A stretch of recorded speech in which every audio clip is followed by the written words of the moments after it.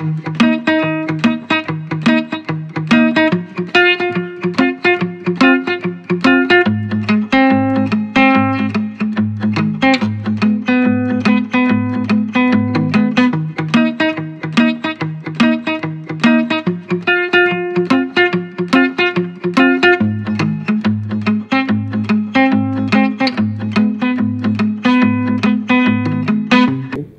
of all, it's one of my favorite songs. ఎందుకంటే almost 1 month అయిపోయింది ఇది already నెట్లో ఒక ఊపేస్తుంది. సో ఈ సాంగ్ గురించి ఒక విషయం చెప్పాలి. నేను నా సినిమా కోసం చేస్తున్న సినిమా కోసం నేను అక్కడ రికార్డింగ్ పెట్టుకున్నాను. సో అది కూడా శాస్త్రి గారే రాశారు. సో అక్కడికి Karthik, the famous singer Karthik ఆ పాట పాడాడు. పాడి ఇది ఎవరు రాశారు పాట అంటే శాస్త్రి గారు. అంటే అప్పుడు ఆయన ఒక మాట అన్నారు, నేను ఓకే కన్మని ఇదే సినిమా తమిళ్లో పాట పాడాను, తెలుగులో పాట పాడాను, కానీ తెలుగు పాట తమిళ్ పాట కన్నా కూడా ఎంతో అద్భుతంగా ఉందని చెప్పారు ఆయన. So it was really great to listen to that. ఎందుకంటే ఈ మన మెంటల్ మదిలో అనే మాట యాక్చువల్లీ తమిళ్లో లేదు. వాళ్ళు ఏదో సౌండింగ్కి పెట్టిన మాటని గురువు గారు దాన్ని మన మెంటల్ మదిలో అని మార్చేసి, so I think first of all it's an honour అండి. ఎందుకంటే one of the best combinations on Indian celluloid Mani Ratnam గారిది, ఏఆర్ రెహమాన్ గారిది.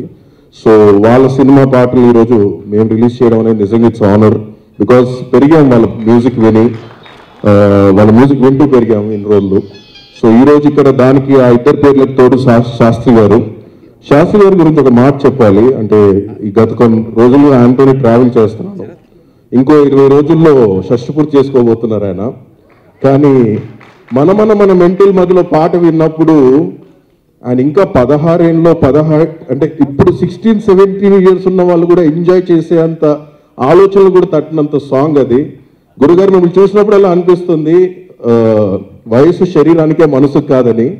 సో మీరు నిజంగా ఈ సినిమాలో నేను ఇందాక ఒక పాట వింటూ ఉంటే అమాయిక అంటే అమ్మాయికానా అంటే ఒక ఆ ఎక్స్ప్రెషనే, అంటే ఆ థాట్ కానీ అది రావడం కానీ దానికి తోడు విజువల్స్ కానీ మణిరత్నం గారు, పిసి శ్రీరామ్ గారు విజువల్స్ కానీ. So I think I can say only one thing that Mani గారు is again, we're all waiting for you sir for this film and with all these things, and thanks for giving this film to R Raju garu and andariki kuda I think and Nani's voice for Dulquer Salman. I can just imagine, ఎందుకంటే దుల్కర్ని నిజంగా Bengaluru days చూసినప్పటి నుంచి నిజంగా hang ఓవర్లో ఉన్నాం. So I think Nani's voice for that, and నిత్య who is so beautiful and so pretty looking. So all this combination looking, I think ఈ summer కి యూత్ఫుల్ ట్రీట్ అనేది ఉంటే అది ఓకే బంగారమే డెఫినెట్ గా. So we're all waiting for it. Thank you very much. నమస్కారం. మన దిల్ రాజు గారు వెంకటేశ్వర క్రియేషన్స్ సినిమా వస్తుంటే నా సొంత సినిమా వస్తున్న ఫీలింగ్ ఉంటుంది ఇప్పుడు ప్రతిసారి. ఇక అది ఖచ్చితంగా హిట్ అవ్వాలని అవుతుందని, అంటే హిట్ ఎంత మణిరత్నం గారి సినిమాలు అనకూడదు.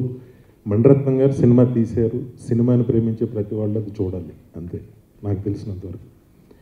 ఎందుకంటే నాలాంటి అందరూ డైరెక్టర్స్ అంటే మణిరత్నం గారి సినిమాలు చూసి మేము ఎదిగాం.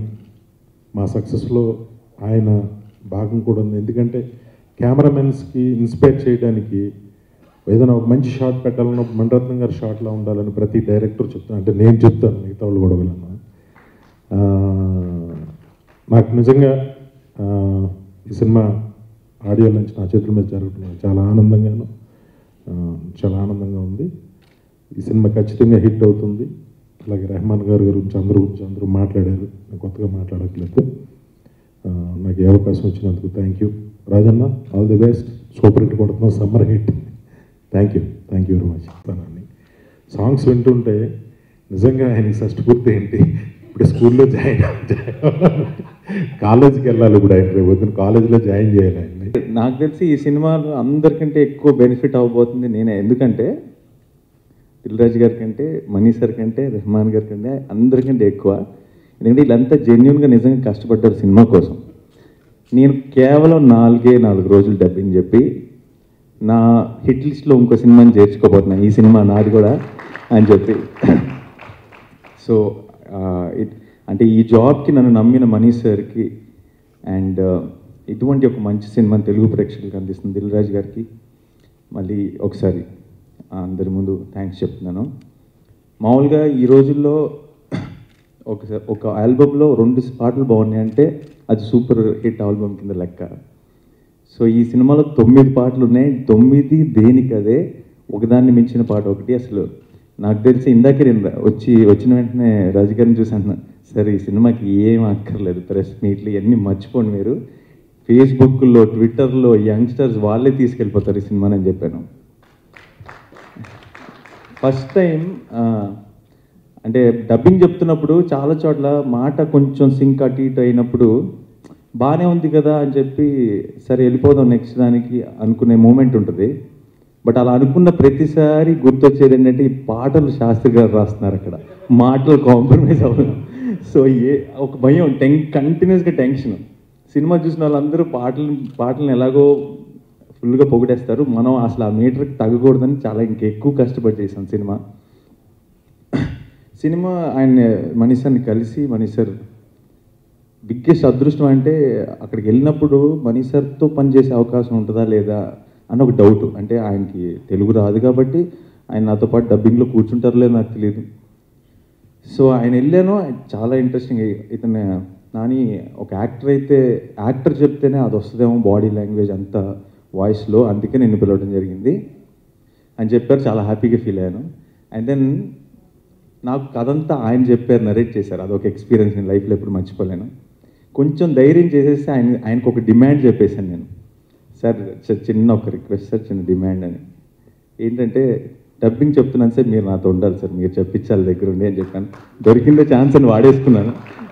నేను మనీ సార్తో పనిచేశానని చెప్పుకోవాలి కదా తర్వాత. సో అండ్ సినిమాకి వెళ్తున్నాను. మనీ సార్ సినిమాల గురించి మాట్లాడేటప్పుడు హిట్లు ఫట్లు అని మాట్లాడకూడదండి. అది ఏ సినిమా అయినా సరే అది మణిరత్నం సినిమాని. కొన్ని సినిమాలు ఆ రోజే థియేటర్లో బ్లాక్ బస్టర్లు అవుతాయి, కొన్ని సినిమాల తర్వాత టీవీలో బ్లాక్ బస్టర్లు అవుతాయి, అంతే తేడా. సో సినిమాకి వెళ్తూ ఇదే రకమైన సినిమానే ఏంటి అనుకున్నాను. సో ఫస్ట్ వెళ్ళిన వెంటనే సినిమా కొన్ని రీల్ బై రీల్ అంత సినిమా అంతా చూశాను. అప్పటికి నాకు దిల్ రాజు గారు చేస్తున్నారని ఇంకా తెలియదు. ఆయన ఫోన్ చేసిన వెంటనే వెళ్ళిపోయాను. ఫస్ట్ ఇమ్మీడియట్ సినిమా అయిన వెంటనే ఇది ఎవరు చేస్తున్నారండి తెలుగులో అన్నాను. అక్కడున్న కో డైరెక్టర్ చెప్పాడు, దిల్ రాజు గారు తీసుకున్నారంటే ఫస్ట్ మైండ్లో వచ్చిన థాట్ లక్కీ బాయ్. ఎందుకంటే అంటే నేను ఇప్పుడు సినిమాకి ఫస్ట్ ఆడియన్, నేను సినిమా అంతా చూశాను.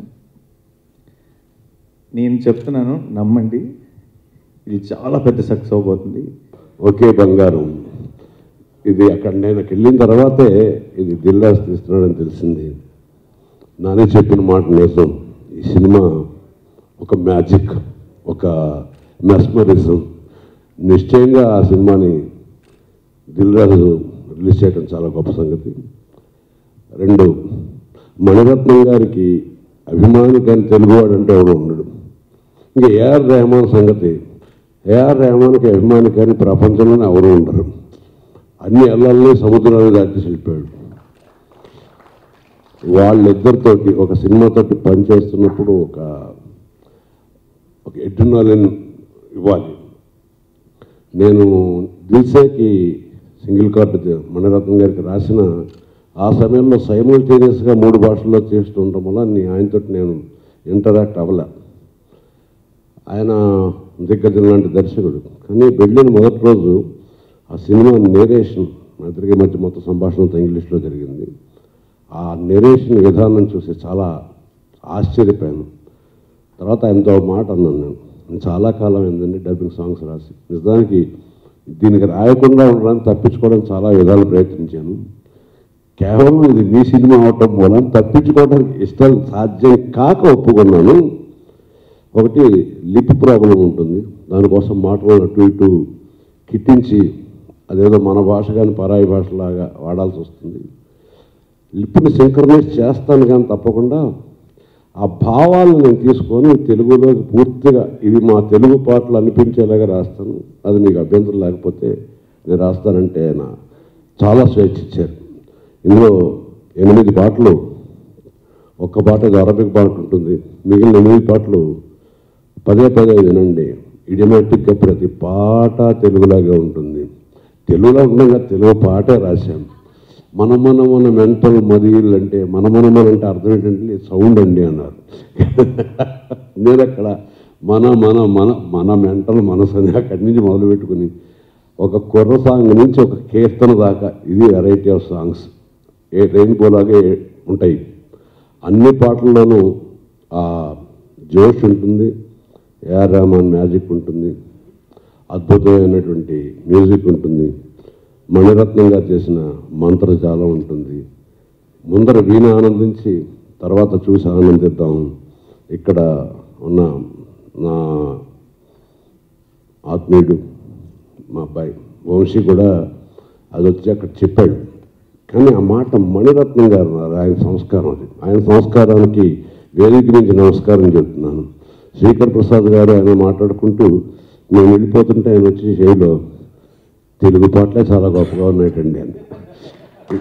ఇక్కడ తమిళంలో పాటలు రాసిన వ్యక్తి సామాన్యమైన వ్యక్తి కాదు. నాకు ఆయన అంటే విపరీతమైన ఆరాధన. వైరముత్తు గారు రాశారు పాటలు, మామూలు మనిషి కాదు. వైరముత్తు గారు అంటే నాకు ఎందుకు ఆరాధన, ఒక లిరిక్ రైటర్గా ఈ వేదికను ఆధారంగా చూసి చెప్పాలి. ఆయన ఒకసారి ఒక స్టేట్మెంట్ ఇచ్చారు. ఆ స్టేట్మెంట్ తమిళంలో ఉన్న రచయితలకే కాదు, భారతదేశంలోనే రచయితలు కాదు, చలనచిత్ర వేదిక మీద నుంచి పాటలు రాస్తున్న ప్రతి ఒక్క గేయ రచయితకి కూడా గర్వంతో ఛాతి ఉప్పొంగుతుంది. సినిమా పాటల ద్వారా నోబెల్ ప్రైజ్ తెచ్చుకోవడం నా లక్ష్యం అని చెప్పారు ఆయన. అది అన్నాళ్ళు అయింది. అంతటి గొప్పవాడు రాసిన పాటలు. కానీ గొప్పతనాన్ని చాలా గౌరవిస్తాను. కానీ నా తెలుగుతనం కోసం భావాలని సొంతం చేసుకుని రాశాను. ఏదో అడగనా, ఏదైనా అడగనా, మౌనంతో అడగనా, మాటలతో అడగనా, అడగకనే అడగనా, అడిగిందే అడగనా, ఇలాగ మొత్తం పాటలన్నీ అందులో ఉంటాయి. నెక్స్ట్ విని ఆనందించండి, తర్వాత చూసి ఆనందిద్దాం. ఇందాక మాటల్లో వినయ్కి చెప్పాను, వినయ్ నా వయసుని చూసి కంగారు పడద్దు, నా వయసు కూడా చిన్నదేనయ్యా, మనసే కాదు వయసు కూడా చిన్నదే. నేను బిల్లు రాస్తూ ఉంటుంటాను, నా అస్తమానం వచ్చి కళ్ళల్లో కళ్ళు పెట్టి చూడకండి నేను రాయమనద్దు. ప్రతి సినిమా క్యాసెట్ తీసుకుని పెడతాడు, 6వ పాట అండి కళ్ళల్లోకి బండి పెట్టి చూడతాను. ఎప్పుడూ కళ్ళలో కళ్ళు పెట్టదు, చిన్న చిలిపి పాట ఇవయ్యా రాస్తాను, నాకు సరదాగా ఉంటుంది. నేనే ముసలాన్ని అయిపోయిన ఫీలింగ్ నాకు క్రియేట్ చేయకండి. నేను ఎప్పుడు I want to be at 6, not at 60. Thank you. So నాలాంటి సామాన్యుడికి మణిరత్నం గారు డైరెక్టర్, ఏఆర్ రెహమాన్ గారు song music and Sitaram Sastry గారు లిరిక్స్ రాసిన పాటను నన్ను లాంచ్ చేయడం నా అదృష్టంగా భావిస్తున్నాను. ఇది అందరికీ జరగదు. I'm feeling really lucky and I'm wishing all the best for and all the luck for Mani Ratnam sir and AR Rahman గారు అండి. సీతారాం శాస్త్రి గారి గురించి ఒక చిన్న మాట అండి. ఇవాళ నేను డిప్రెషన్ నుంచి బయటకు వచ్చి ఇంత కాన్ఫిడెంట్గా మేము అందరం మాట్లాడుతున్నానంటే దానికి సీతారాం శాస్త్రి గారి పాట వల్లేనండి. సార్ మీరు రాసిన ఎప్పుడు వదులుకోవద్దురా ఓటమి, ఎప్పుడు వదులుకోవద్దురా ఓటమి, ఎప్పుడు ఒప్పుకోవద్దురా ఓటమి అనే పాటకి దానివల్ల నేను ఇంత కాన్ఫిడెంట్గా ఉన్నాను సార్. అండ్ అది నాకు చాలా స్ట్రెంగ్త్ని ఇచ్చింది and it gave me lot of confidence అండి. Sir thank you so much sir. And మా ప్రొడ్యూసర్ గారి గురించి మాట్లాడాలండి. April 19th ఆయన 25 years ఆయన ఇండస్ట్రీకి వచ్చి. సార్ రండి, ఆల్ ది బెస్ట్. సో ఆయన సార్ ఈ మూవీ సిల్వర్ జూబ్లీతో మీరు డెఫినెట్గా 25 years మీకు డెఫినెట్గా గుడ్ సెలబ్రేషన్ రావాలని ఆశిస్తున్నాను సార్. సార్ వయసుతో సంబంధం ఏముంది సార్ ఇక్కడ? ఇప్పుడే చెప్పారు కదా సీతారాం శాస్త్రి గారు. సార్ 25 years మీరు సర్వైవ్ అవ్వడం మామూలు విషయం అనుకుంటారా ఏంటండి? సో మనసున మా రాజు గారికి I wish him all the success and all the success to the whole team of okay Bangaram. Thank you so much. It's an honor to be here because, I believe that prapanchanlo andi, there are many directors, many music directors, but there are two great people, Maniratnam garu and A.R. Rahman garu, and I believe that the world is a better place because of Maniratnam sir's films, and the world is a better and a happier place because of AR Rahman గారి music. And నిజంగా తను అన్నాడు depression నుంచి బయటికి రావడానికి sir పాటలు, శ్రీవణి సీతారామ శాస్త్రి గారు పాటలు ఇన్స్పిరేషన్. నాకు కూడా ఇట్స్ లైక్ ఏఆర్ రెహమాన్ గారి పాటలు అంటే it makes my day. Especially ఇంతకుముందు తేజు రిలీజ్ చేసిన సాంగ్ మెంటల్ మదిలో అన్నది, it's such an amazing song. నాకు లూప్లో ప్లే అవుతుంటుంది కార్లో. మా మమ్మీ డాడీ వాళ్ళు తిట్టినా కానీ ఏంట్రా రాత్రులు సౌండ్ పెడుతున్నాం అని, but still I'm listening to that song and నా హెడ్లో ఎప్పుడు రింగ్ అవుతూ ఉంటుంది. It's a fantastic song. And Dil Raju గారు నార్మల్ స్క్రిప్ట్ సెలెక్షన్ సూపర్ ఉంటుంది, బట్ నిజంగా sir to get this movie and Telugu పీపుల్కి చూపించడం it's really sweet of you. I think this movie is going to be a huge hit and I'm going to watch it first day. ఇంకేం చెప్పాలి cinema గురించి? Well, that's it. It's going to be huge hit and it's an honor to be here. Thank you so much. 7 days అయింది వచ్చిన నుంచి. నేను షూటింగ్కి వెళ్తున్నప్పుడు వస్తున్నప్పుడు ఈ పాటలు వింటుంటే ఏదో తెలియని ఒక తీయని అనుభూతి. సో ఎట్టి పరిస్థితుల్లో శాస్త్రి గారిని పిలిచన్న ఈ ఆడియో ఫంక్షన్ని చెయ్యాలని నేను నిర్ణయించుకొని ఈ ఆడియో ఫంక్షన్ పెట్టాను. అది కూడా ఈవినింగ్ పెట్టమని శాస్త్రి గారు చెప్తేనే ఈరోజు 7 o'clock పెట్టి నా ఆత్మీయులందరినీ పిలిచి ఈరోజు ఆడియో ఫంక్షన్ చేశాను. రెండోది మణిరత్నం గారు. అందరికీ మీకు తెలిసింది సఖీ సినిమా ఒకటే చెప్తున్నారు. నేను డిస్ట్రిబ్యూటర్గా మొదలయ్యి ఆఫీస్ పెట్టిన తర్వాత ఒకే ఒక్కడు నువ్వు వస్తావని సఖీ హ్యాట్రిక్ ఫిలిమ్స్ నైజాంలో డిస్ట్రిబ్యూట్ చేశాం. అలా కంటిన్యూగా డిస్ట్రిబ్యూషన్లో సక్సెస్లో వెళ్తున్నప్పుడు ప్రొడ్యూసర్గా మారాలని ఆశ. ఏ మనిషికైనా ఎదగాలి, నెక్స్ట్ స్టేజ్కి వెళ్ళాలని ఉంటుంది కదా. అలాగే మాకు కూడా ఒక ఆశతో మణిరత్నం గారు తర్వాత తీసిన సినిమా అమృత, అది మా వెంకటేశ్వర ఫిలిమ్స్లో ప్రొడ్యూసర్గా రిలీజ్ చేసిన first film. Is a disaster, misfire. చాలా కృంగిపోయాను. కానీ దాని వెనకాలనే మళ్ళీ మమ్మల్ని నిలబెట్టడానికి మా వినయ్ ఆది సినిమా ఇచ్చాడు 1 month గ్యాప్లోనే. అంటే ఒక సక్సెస్ ఫెయిల్యూర్తో సంబంధం లేకుండా ఒక గ్రేట్ డైరెక్టర్ ఒక ఫ్లాప్ ఇస్తే అప్పుడే అప్కమింగ్ వినాయక్ ఇండస్ట్రీకి వచ్చి ఒక సక్సెస్తో మళ్ళీ మమ్మల్ని నిలబెట్టాడు. అలాంటి మణిరత్నం గారితో 15 సంవత్సరాల నుంచి నేను అబ్జర్వ్ చేస్తున్నాను. ఏదో ఒక రోజు మళ్ళీ నాకు అలాంటి అవకాశం రావాలి, అవకాశం వచ్చిన రోజు తెలుగు ప్రేక్షకులకు మణిరత్నం గారి సినిమా సక్సెస్ఫుల్గా అందియాలని నా కోరిక 15 years నుంచి ఉండిపోయింది. తన ప్రతి సినిమా నేను అబ్జర్వ్ చేస్తున్నాను, ఏది సక్సెస్ఫుల్ రావడానికి అవకాశం ఉందని ప్రీవియస్ ఫిలిమ్స్ అన్నీ ట్రావెల్ అవుతున్నాను. ఈ ఓకే కనుమని మణిరత్నం గారు తీస్తున్నారని తెలిసి ఈ స్టోరీ లైన్ ఇంట్రెస్ట్గా ఏముంది అని కనుక్కోవడానికి ప్రయత్నం చేస్తే ఈ ఐడియా సఖీ లాంటి యూత్ఫుల్ లవ్ స్టోరీ తీస్తున్నాడని తెలిసి నేను చెన్నై వెళ్ళిపోయి మణిరత్నం గారు ఆఫీస్లో కూర్చొని అప్పుడే మణిరత్నం గారిని కలిశాను. ఎవరు మణిరత్నం గారిని అంత ధైర్యం చేసి అడగరేమో ఈ సినిమా స్టోరీ ఏంటి సార్ అని అడిగా. సో అలా ఒకసారి చూసి అంటే లేదు సార్ ఇట్లా తెలుగుకి చేద్దామన్నా ముందు నా హిస్టరీ అంతా మళ్ళీ చెప్పి I know you are Dil Raju తెలుగులో మంచి సినిమాలు తీశారని తెలుసు, తెలుగు ప్రేక్షకులకు అందియాలని కోరుకుంది సార్ నాకు. సో స్టోరీ అంటే ఒక 1/2 hour వెయిట్ చేయండి అని ఒక పేపర్ మీద టోటల్ సినాప్సిస్ పంపించాడు.